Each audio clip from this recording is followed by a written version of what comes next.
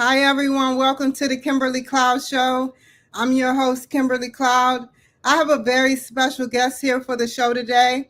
Can you go ahead and announce to the world who you are? Thanks, Kimberly, for having me on. My name is Ken Stearns. Hi, Ken. We talked behind stage and it was a wonderful conversation. I just wanted to ask you a little bit about your past. If you would like to dig in for like 10, 15 minutes talking about your past, that would be great. Sure, sure. Well, I in one of my bios, I refer myself as a well-seasoned Midwestern kid, Hmm. and kind of what I mean by that is I'm a Chicago suburban native. Well-seasoned meaning I'm more than 60, and a kid meaning I'm still a kid at heart. Still approach life and everything I do with that youthful view. Try to keep that childhood wonderment about me as I go through life. And that served me well. I went to school in South Carolina, got a degree in accounting, and ended up in California. My sister convinced me to come out to Huntington Beach for a week in between my when I graduated and starting a master's program. And well, that was all she wrote. Before I knew it, I was in California, got married, had a couple of kids, and started an insurance career after a couple of kind of some funny backstories in there, but essentially I ended up as an insurance guy. And I had a particular experience in insurance distribution, selling to employers and then talking to the employees about their insurance needs, and that led me to an opportunity in Asia. So in 2001, I packed up my house and took my family, my wife and two kids, to my two daughters, to Hong Kong, and spent 22 years in Asia. And ultimately, I lived in four countries there. I lived in Hong Kong, I lived in Vietnam, Indonesia, Thailand, India, and ended up back in Vietnam before I came back to the States. So I really enjoyed a really interesting, say not just the career, but an interesting life outside the U.S. It's a place where there's a lot going on in Asia, and just like America, every corner is a little bit different. We talk about Asia, and I think Americans, we look at Asia and it's just one big human, one big impression. And the reality is a lot of countries there and a lot of cultures, a lot of languages. Food is very different. Even within, I stayed more than 5 years. I lived more than 5 years in Vietnam, and I'd been traveling there for probably more than 20. I was still Tell me having about new, the food. Tell me about the yeah, I food. was just going to say, I was still having new dishes on my fifth year. And it just blew my mind that this dish would come in the table and they'd put it down and I'd go, what is that? I knew kind of it was an iteration of something, but the northern culture, the southern culture, the highlands up at the hills, and then down to the coastal side. They really had these four regions, if you break it up into big regions, and they all had the food. And then within there, Kimberly, there were so many iterations of how they serve the food and everything else. And it's just the best food in Asia is Vietnamese. Okay. Yeah, my own experience, my own preference. And Is it Indonesia, spicy, salty, sweet? all of those in the same meal. And sometimes they'd have dipping sauces. One dish with four or five sauces you could dip in. And I'm a dipper. I love dipping sauce. Love give me some dips. And they've got dips. Indonesia has great food, lovely food. It's Indonesia's so much of an Indian influence from the traders from a long time ago. The Dutch were there as colonists for 400 years, something. And then, of course, the Malay, the original cultural people there. Just amazing food in Indonesia and around that area, Malaysia. And then India, magic. The food there is magic. But I really did have, not just an amazing career, but the chance to meet people and to see things that I never would have thought I'd see. Um, and I got to live. This is an interesting antidote. When I wrote my book, I wrote in the summary there that I've lived in the largest Christian country in the world. I've lived in the largest Hindu country, the largest Buddhist country, the largest Islamic country, and the largest country that has no religious belief, no official religious belief. No, Really? China and Hong Kong. So Wow. China, really, there's no religion. There's zero religion. There's no God. There's country, family, yourself. So it gave me this point of spirituality where I believed in everything. I really believed in all that, the religions that I lived in, and listened to what the locals believe in, and the traditions and everything. And it's easy to believe and understand what they follow. But also at the same time, when you do that 1, 2, 3, 4, 5 times, you also learn to believe in everything and nothing at the same time. And I mean, like the culture there, like were there polite people? Were they busy? Did they want to engage Mm, in conversation? Do they know English? yeah.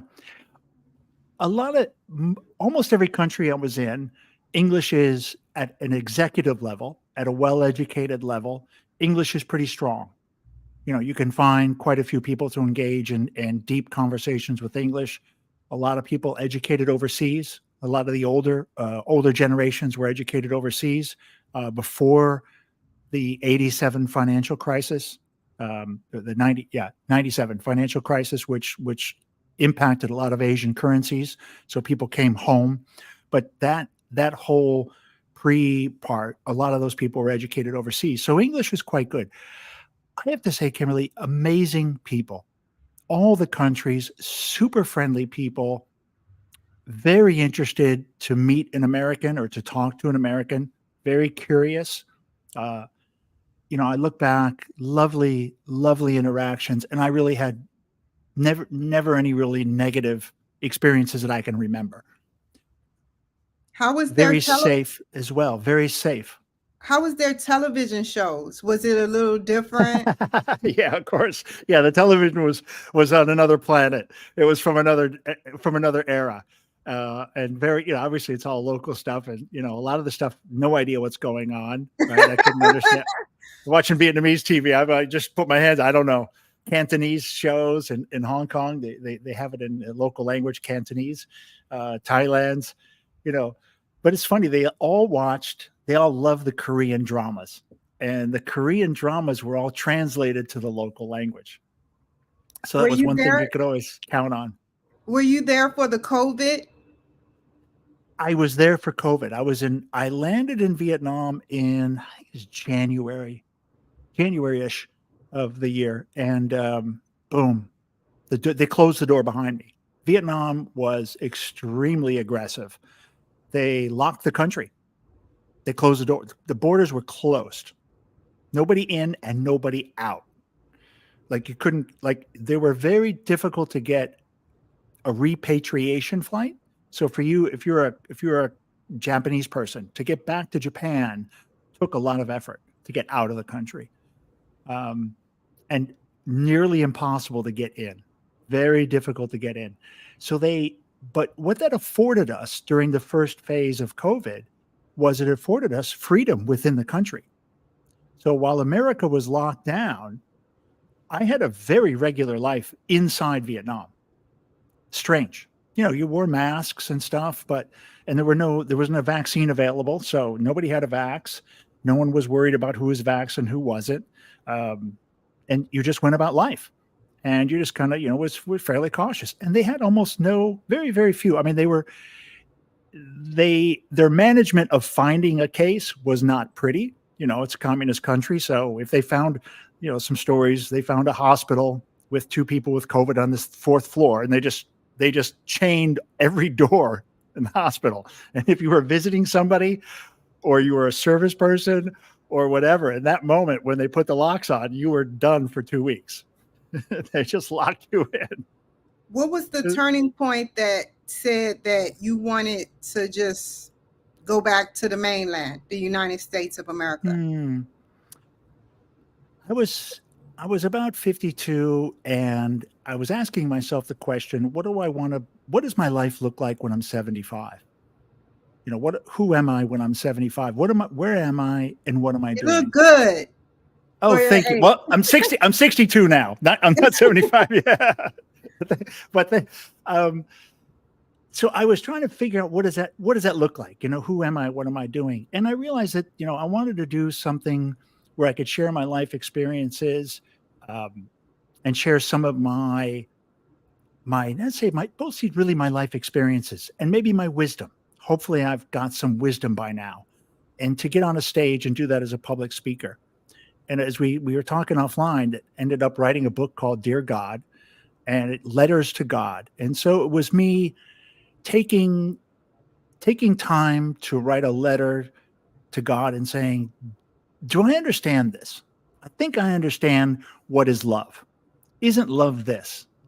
And each topic had 4 letters.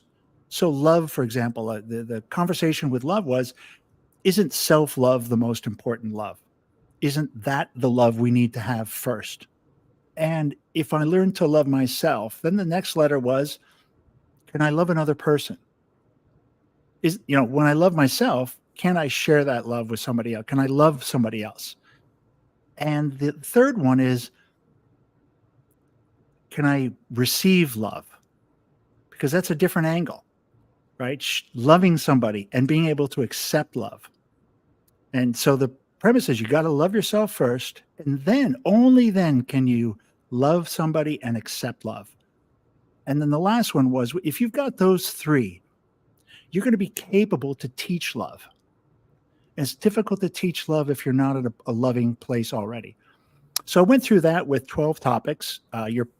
I call them yesterdays, todays, and tomorrows. Your past, present, your future. Acceptance, forgiveness, compassion. Love, karma, and service. And the last part was faith, hope, and prayer. And so there was organized in 4 parts. And the first part is yourself, that your past and present and future, everything in your brain, right? All the things that we spin around in our head, thinking about the unpredictable future and the determined past that we can't change. And then the next part was between you and I, acceptance, forgiveness, and compassion.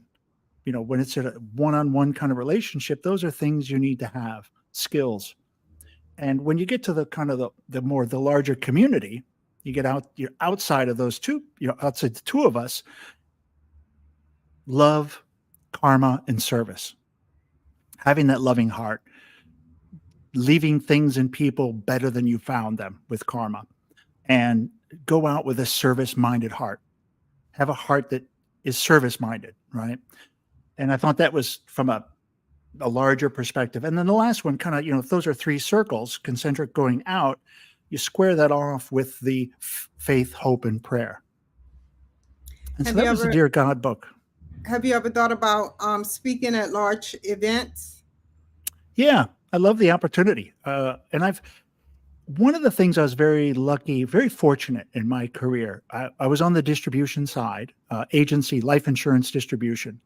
And that afforded me an opportunity to speak a lot in front of audiences, big and small.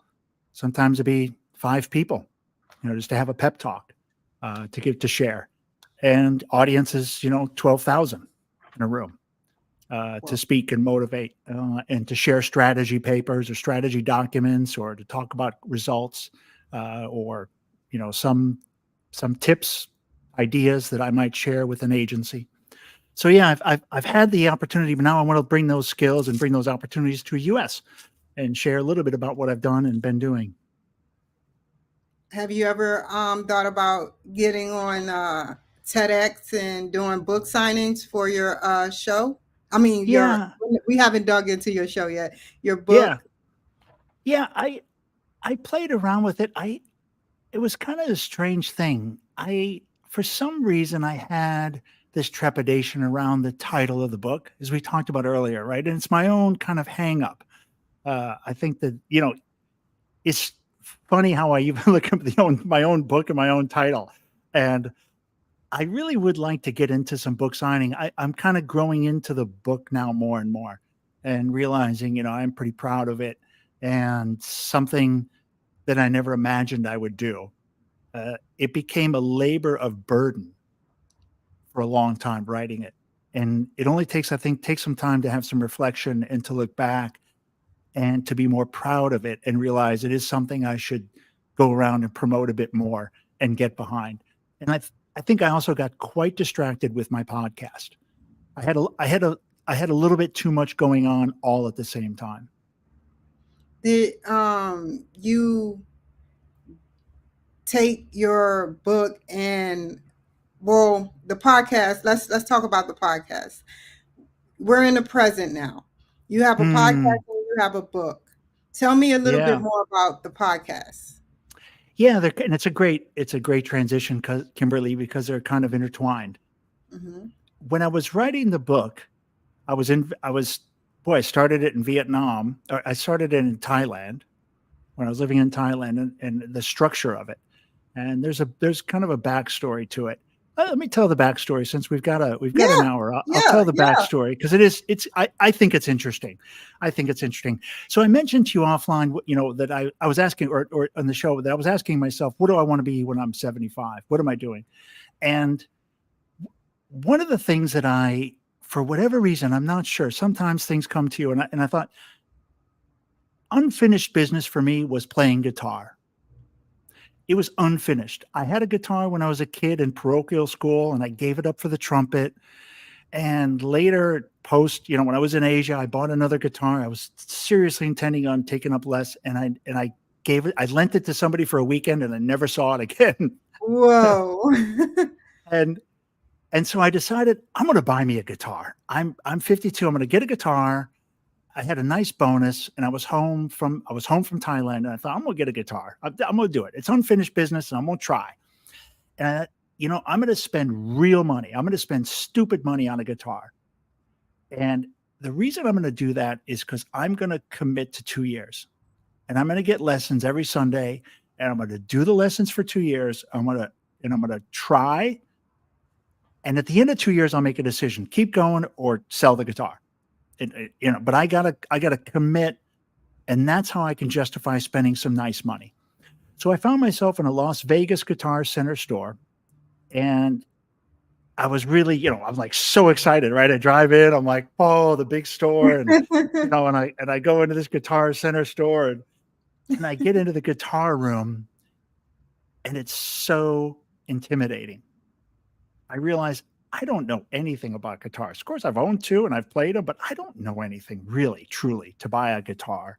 And I didn't know what I was looking for. And I started to kind of doubt myself, and I started to kind of thinking maybe I'll look around. I'll just buy, maybe I'll look online. So I started having those doubts. And there was one gentleman that was kind of walking around, and it's this big kind of horseshoe with, probably 200 guitars in the room, 200 on the walls and in the middle of this island. And this one guy is just sitting there, and he's almost got like this aura. He's moving around, and he'd sit down, he'd play guitar, put it up, and I kind of noticed him. And all of a sudden, I'm face to face like you and I are. Mhm.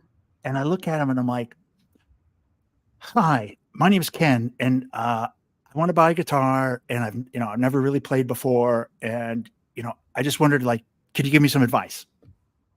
And he looks at me and he goes, "Get the red one." And what does it mean? And he looks at me and he says, the one you can't take your eyes off, the one you see across a crowded room, the one you want to hold and never let go.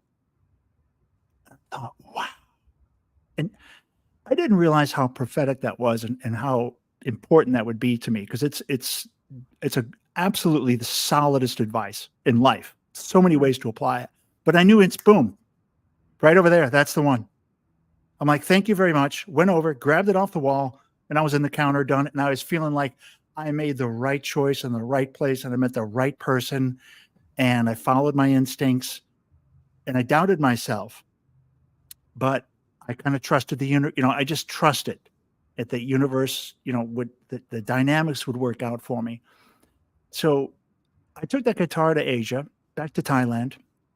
I got online, I searched around. I wanted to find a Filipino teacher because they speak really good English and they have amazing musical talent. I don't know what it is. It's the water or the island or something. But the Filipinos have beautiful voices and amazing musical talent. I And I agree. met, it's fact. I mean, it's just facts. And I met this guy called Alonso. And man, he's still a best friend. And Alonso and I met, and we were brothers from the day we met. And about the third or fourth or fifth week we got together, he looks at me and he says, we should write a song. You should write a song. I thought, really? Well, I can't even play a chord, right? My fingers hurt. When I strum it, it sounds like garbage. And he's telling me I should write a song. Like, this guy's a lunatic. And after about the third or fourth week of saying that, I realized, I have some writings that I was writing on airplanes. And they're notes. They're chicken scratch. They're chicken scratch in a notebook. But I'll pull those out. And I wrote these notes over, I don't know, 2 or 3 years traveling on airplanes. And I pulled them out. And I hadn't looked at them in 3-4 years. And the first one I had was faith. So it was the one with the most notes, the most words was his faith. And it was a chapter out of Dear God. And so we pulled these notes out, and I took a highlighter and we started highlighting chorus, verse. Oh, this looks a good verse. This is a good chorus. And before I knew it, we wrote a song called Faith. And it was my first song that we published, and wrote it, published it. And I had no expectations when I thought about playing guitar that I would be a songwriter, that I would help compose. I would be part of a team composing a song. And, so there I was, writing a song and singing with this, this guy, this Filipino. And we ended up writing about 6, I think we've got about 6 songs written and published, all from the Dear God book. And it's just an amazing experience. Getting through all that, writing the songs and playing guitar. And I'm still a very average, below average player, but I use the guitar as kind of comforting, warmth, loving moment for self, just sit there and hold it and hold my red guitar, and, we just me and her, and we hang out and we play. Yeah. The And I forgot the part of the, I forgot the question I was answering. Go ahead. So basically, what else happened in your life to get you to podcasting? Yeah, that's right. Back to the jar. So that ignited. What happened was I wrote these songs and I ran out of words because I hadn't written the book. I had only chicken scratch. And so this inspired me to take the book more serious. So I pulled these all out and I started to construct the book in Thailand. And when I was in India for 1 year, I put the final structure together of the self, others, the all, and the God, and the 12 stories, the 12 letters, the 12 topics, if you will. And that's how I ended up writing the book. And then in Vietnam, I came up with the crazy idea to take the book and to use it to create questions for a podcast. Because I thought I could do a traveling podcast. It'd be a great way to come back to America, because I haven't lived I'm not American anymore. It's 22 years away. I don't know the culture anymore. I don't know the people. I don't know the country. It's different. It's 20 years later. And so I wrote 444 questions. Whoa. I commissioned a good friend of mine to create some jars. And for the audience audio, I'm holding up a jar. Kimberly can see it. This beautiful glass jar with these lenses on it, and 444 questions inside. And they're life questions about your past, your present, your future, love, karma, service, faith, hope, prayer, all those topics: acceptance, forgiveness, compassion. And I drove around the country, 96 cities over the last 2 years, and interviewed 323 people at the kitchen table. And just throw the jar down in front of them, and they start pulling cards and start answering the questions. And so I just wrapped that show up. I've put it on pause. I want to do 444 interviews, but I put it on pause for a little while, take a break from the road. And so that's where I was at on the jar. Tell me the psychology. We're going to backtrack a little bit. Tell me the Yeah. psychology behind your book and the podcast. Because obviously you had to learn a little bit of psychology, or you already knew psychology. I didn't know any psychology. This is the best part. I am definitely one of those people that just throws themselves into something, 100%. And I'm not afraid to try something I don't know much about, because I know I'll learn along the way. When I set the podcast up, Kimberly, I knew a couple of things about myself. One was I've never interviewed anybody. I mean, I've done 1,000 interviews, air quotes, meeting somebody and talking to them and having a conversation and from work, but I've never interviewed as an official interview.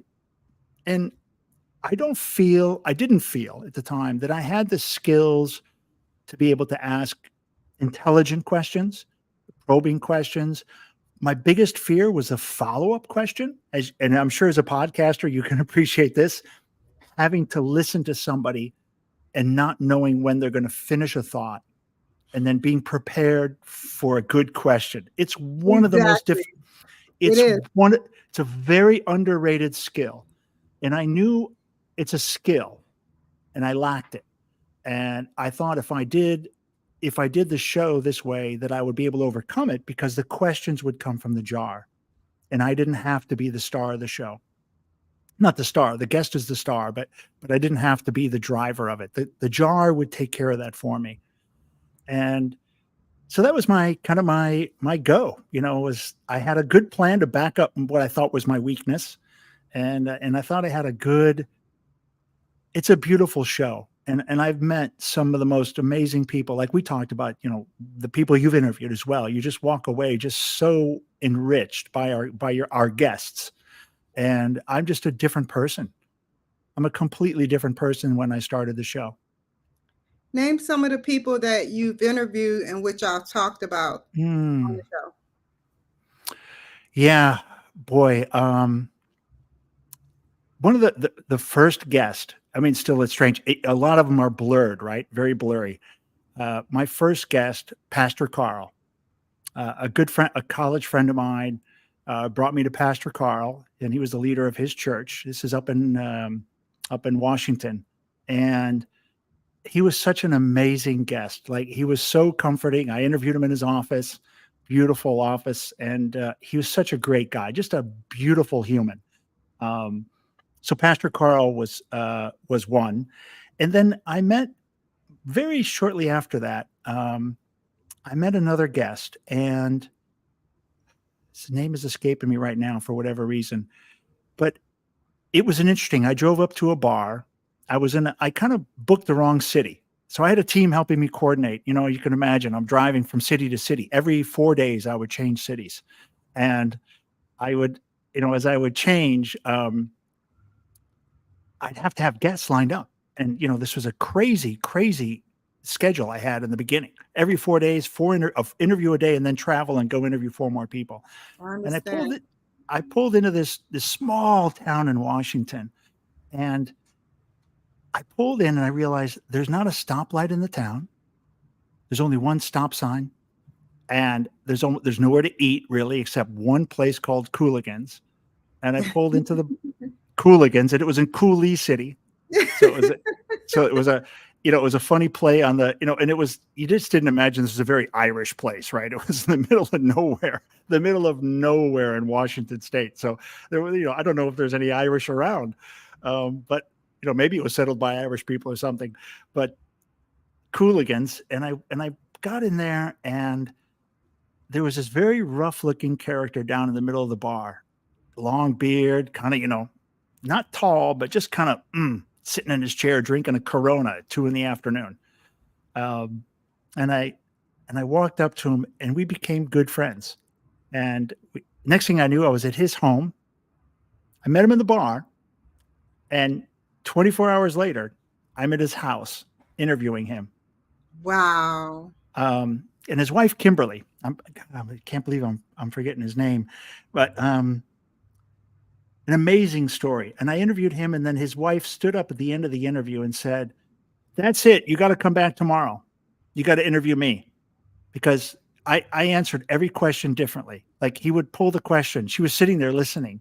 And at the end of at the end of the whole thing, she's like, "You got to come back tomorrow." So I came back the next night. He cooked dinner, and I interviewed Kim. The name will come to me a little bit later. Anyway, so that was a great interview. Let's see some of the other ones that I interviewed that were so impactful. Escaping me right now. Boy, that one put me on this. That one really wrecked my memory. It's okay. Take your Yeah. time. What cities have you been to? Just follow the cities. Like, Yeah. Yeah. So what I did was I started in the Pacific Northwest in Washington. And then I just went when I was planning the trip, I planned it with every capital state, the capital city of each state. So that gave me 48. I was obviously not going to Hawaii or Alaska. So I had 48. I had 48, not in the van. I had 48 states, so 48 state capitals. So that was the plan, to go to every state capital and then add one more city in the state. And and that gets me up around 100, gets me close to 100. And I was going to do 111 cities. And so I wow. just had to add, just some, like California, you can do 4 or 5 cities, Texas, 4 or 5 cities, in some of these other big states you can do. Massachusetts, you might do just one. Delaware, I just did one. So it was an opportunity to really see. I saw every state capital, been to every state capital now. It was a fantastic journey. So that was kind of how I did that was how I kind of did the plan. Did you go to Santa Barbara?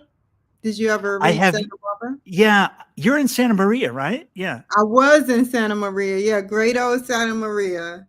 I love that area. Yes, it's nice and quiet. I'd like to live there actually, I think at some point. Um, I have not made it in California. I got all the way, so I went all the way up the north, right? And a bit of a zigzag, a little bit down, a little bit up, a little bit down, a little bit up, all the way to Maine. And then I went from Maine down the eastern seaboard in a bit, bit west, a bit east, a bit west. So a zigzaggy down to Florida. And then I started going through the south, through the deep south, Alabama, Georgia, Louisiana, Arkansas, Mississippi. I love the South. I went to school in South Carolina. So I love the South. I just so identify with the food, the people, the culture. I just love it. I had some of my best. I'm going to find his name. That was one of my best interviews. I did an interview, and this gentleman was so good. It was Mississippi, and he got up at 4 a.m. to barbecue some ribs and some corn. And what else did we have? We had something else. I forget what the other dish was, but man, Kimberly, he cooked honestly the best ribs I've ever had. He had it was like pine. I can't remember, eucalyptus or pine. It was pine, not pine. He used this kind of old school technique. You can't burn the wood, but you can somehow get the smoke out. I don't quite understood what he was doing, but man, it was like amazing. And he's like, people don't do this because if you do it wrong, you ruin the meat. He's Yeah. like, so you only cook like this if you know what you're doing. I was like, Purtis Williams. And Oh, met Purtis at kind of a youth center he was building for youth in the local area. It was tough part of town. I gotta be honest. Those are the parts where you see where the Black community has really been fooked. It was a food desert. The only restaurants around were all these garbage fast food stuff. Corporate terrible food.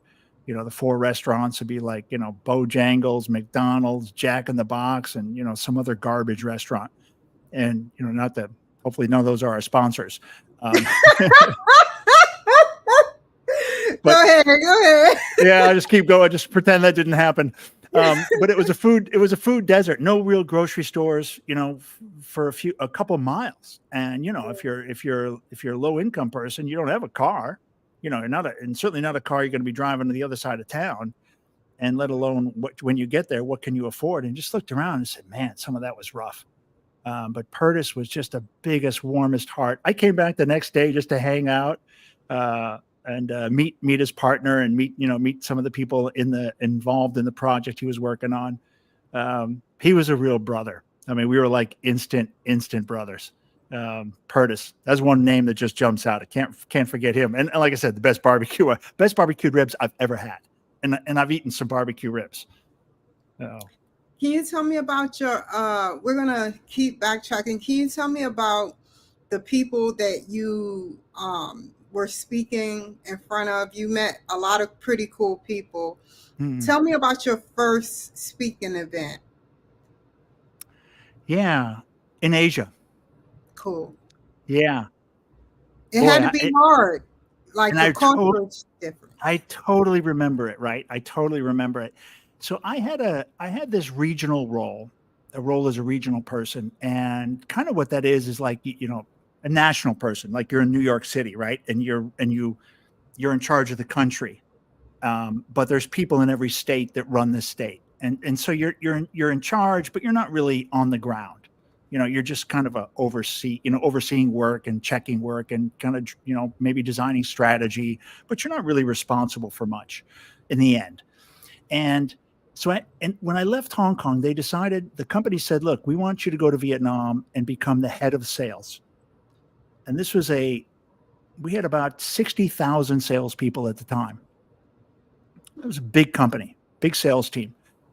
And I was very excited, I had spoken, I'd gotten on stage here and there and done some introductions or done a short speech somewhere, but nothing memorable really, just work stuff. Like it didn't feel like it was me speaking in a Ken Stearns moment. I was really representing the company. And so all of a sudden here I am, I'm taking over this distribution role. And I remember going to the event and getting there, and there's like 1,500 people crammed into this space. And there's a stage and the lights, and all the hoorah going on. And there's the dancers, and then this comes on and this comes on. And then, it's going to be, and then it's you, and you're going to give a speech. And I do remember getting the microphone and just looking there, and just everybody is staring at you. like I've got something intelligent to say, like more intelligent than there's people out there way smarter than me. What am I doing up here? What am I going to tell them? And, it is interesting. You do get that where you're just a little bit awestruck by the moment. And it's great you asked the question, because it's burned into my memory. Getting that microphone handed to me, I can almost it felt like it weighed about 100 pounds. When they give it to you that first time and you're on the stage, you just look out and you're like, boy, I hope I just don't stop speaking. I hope I don't just lose my cool. But yeah, that was a big moment. And then the other one was in front of 12,000 people. And, looking out and, as we're preparing and before we open the doors and let everybody in, and all the preparations on the stage is just gigantic. And, there's like huge screens you cannot imagine the size. So everybody can see in the back, and screens all the way down. But to walk down the main aisle and to get all the way to see all these empty chairs and get all the way in the back and look at the front and go, whoa, I'm going to be on that stage speaking to these people. This is crazy. Was your family proud of you? Yeah, I think so. My brothers, my friends, kids, even my ex-wife, my ex-wife, I think is, kind of proud to have been, in a relationship with me, and, produce a couple of good kids, and also to be part of that Asian experience for 12 years. We were together in Asia. Yeah. And family. And, I did just have my good friend's wife. I was just with them, stayed with them for a few days. And she said, I wanted you to know before you go that Charlie is, just so in love with you. He's so proud of you, to know you as a friend. And he's just talks about you all the time, and, what you do. So it is that warm feeling when you look and know your friends care about you, respect you, what you've done. Yeah. You deserve a round of applause for that. Thank you. And where do you see yourself going for the future?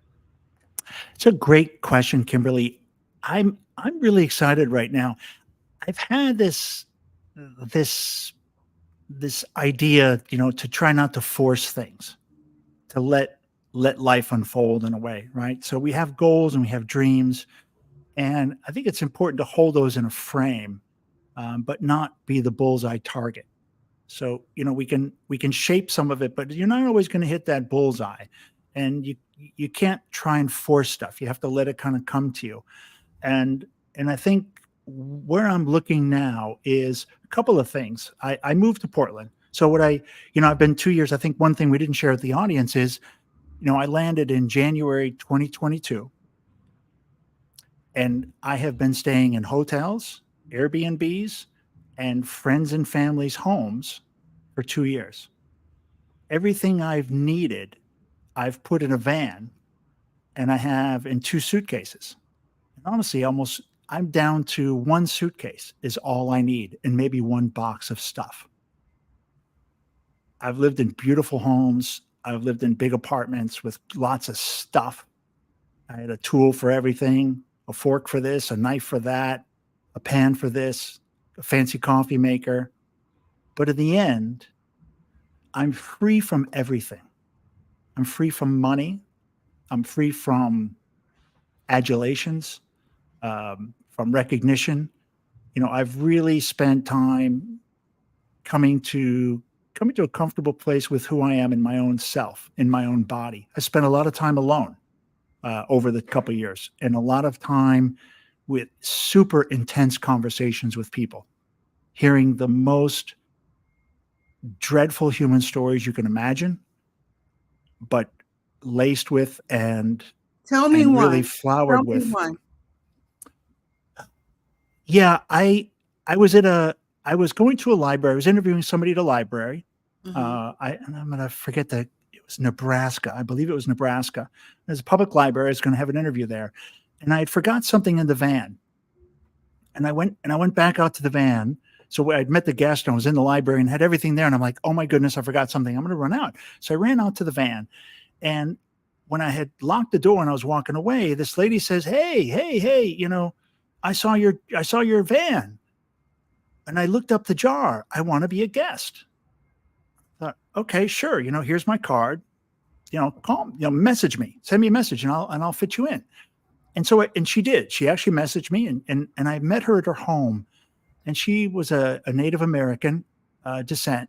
And the story of her growing up with her mom and her dad in and out, and the violence that was brought upon her by the people in her life, family and non-family, was really hard to take. And the drugs, the alcohol, the stuff she was doing when she was 11 years old, just hurt me to my soul, hearing the story, that somebody could go through this stuff, and that she'd come out the other side such a well-adjusted human and a mom, that she was able to say, it stops with me.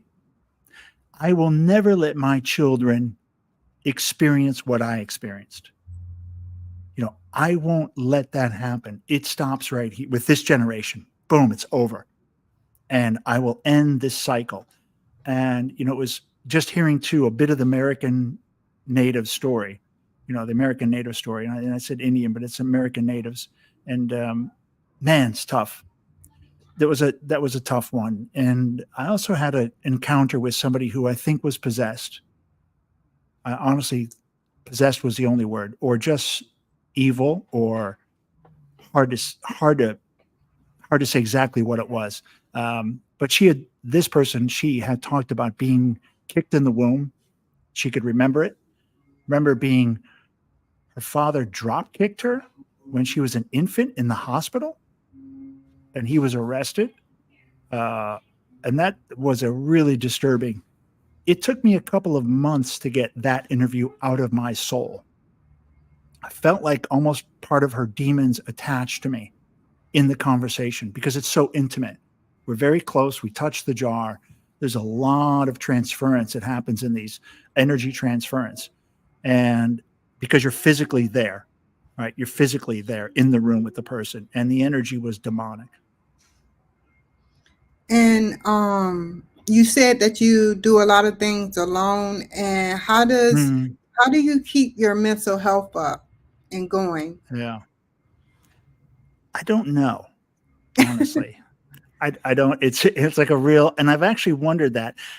I for sure, there were, I think for sure I went through some of my own little bits of depression, alone, aloneness, not, and maybe not depression, but, Me too. um, You're not yeah, alone. yeah, I don't know if I guess you'd call it depression, but I certainly went into some times when I was withdrawn and doing the show, but not communicating outside the basic fundamentals of doing. All I could do was to do the show. And it was still a lot, traveling, making my arrangements, paying the bills, managing a team, preparing for the interview, doing the interview, coming back to the hotel and trying to do some production or do some other work around the show. And I think so. Some of that withdrawing would be depression, would be the only way. So I think, but I had somewhere to be and I had a mission. So I think the overall, maybe a good advice for people, for me looking back, is I had a grander, bigger thing that I was doing.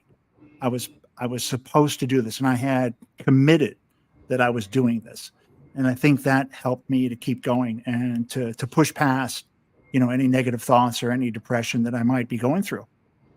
Do you have any like hobbies like walking and Playing anything? guitar, Playing guitar? playing Yeah. guitar is a good, and writing and getting back. I have the original the original book was Dear Dad. My father died when I was 27ish. Sorry to hear that. And yeah, it's a tough time to lose your dad. He was older. And um as I looked back, especially my corporate career when I was in Asia on the airplanes, I started writing these things, these Dear Dad letters. And because, there's Dear Dad, I got promoted. Dear Dad, I'm in Asia. Your son I'm a baller in Asia running around. I got this cool insurance job, Dad. He would have been so proud. Dear Dad, I got fired. I don't even know how I'm going to pay my bills. Holy shit. I could lose everything. Holy cow. So those moments you would, It's those okay. moments, those moments that you would want to call your father. I didn't have those chances. And I thought, what a great way to do it for myself would be to write these letters down. And I'm sure I would not be the only person who would have those same experiences and same emotions. And so I've got that book. That one's cooking, Dear Dad. Do you think that you would be so you have Dear God, I think you have Dear Dad. Dear God, and Oh, now is okay. it Dear Dad? Just Dear Dad? The only book? One more is Ken's Rules. Ken's Rule. So do So I have you a, think a that you'll be corporate coming book. out with a new book soon? I'm going to come out with a book this year. I'm going to make it a little easier on myself, and I'm going to do the Ken's Rules in 4 parts, and I will do the first 4 rules. I'll come up with 12 rules, and corporate. I'll do business rules first. Business rules first, and one of them is fun. All of them have analogies, and some of them are Asian based. So team building, for example, I named my team building one after a seafood, a hot spicy seafood dish in Thailand. That you could go to a restaurant here in Thailand or here in America, a Thai restaurant. It's called Tom Yum Goon, and it's Tom this, Younger. yeah, Tom Yum, and it's a it's it's a very interesting. It's served breakfast, lunch, or dinner. It's from the north of the country to the south of the country, but you'll never taste it the same in any place. It's always different, but it's always in balance. Sometimes it's a little chili, sometimes it's a little spicy, sometimes a little sour, sometimes a little creamy. from the coconut milk, and sometimes it's got a little bit of extra lime and a little bit more acidic. And it's like team building, Kimberly. Everything needs to be in balance, right? It can't be all chili peppers, right? Or it can't be all lemongrass. It has to be a good balance between all of these flavors. And team building is the same way. And as the chef, as the manager, the leader, you need to ensure that you got a good diversity of food of ingredients, and that those are in balance and they're not out of balance. And you don't put too much of one thing in there or you spoil the dish. But the chef has the freedom on how to create that dish so it's the most beautiful experience for the guest or for the team. Okay. And how can if you had one piece of advice before I say how can the people reach you, but one piece of advice to give to, you have 2 minutes to give a piece of advice to the entrepreneur that is out there. The entrepreneur. Yeah. Do it. Don't, I think plans are great, and planning to a certain extent is helpful. You should be thoughtful, but there comes a time you have to do it, and you'll learn along the way. You can adjust your course. So one of my rules is momentum. And momentum is all about getting the ball rolling and moving. You can take an F-150, you can take a 1976 F-150 truck, hook a train up to it, and you can pull that train. You can start a freight train with an F-150 truck. You can get it going. And then you can turn that F-150 around, and you can't stop that train. So momentum is your most important thing in business. Get going, get started, get momentum, adjust course along the way, but you got to get going. Momentum is your friend. Thank you. How can the people find you? Yeah, the easiest way to find me still is thejar.live. www.thejar.live is a great place to find the show, the main show, find out more about me, the book. And also I'm on LinkedIn. I've done several podcasts, so I'm pretty Googleable at this point in my life. I can say you can Google me and find out more about me. But LinkedIn and thejar.live are really great places. Okay, I want to thank you guys for listening in, my viewers. Thank you, Mr. Stearns, for being there and telling your life story. It was an amazing experience with you. Thank you, Kimberly, so much. I really appreciate the opportunity. I like to de-escalate and basically stay on the line for me, Ken Stearns. And y'all take care, okay? Bye-bye.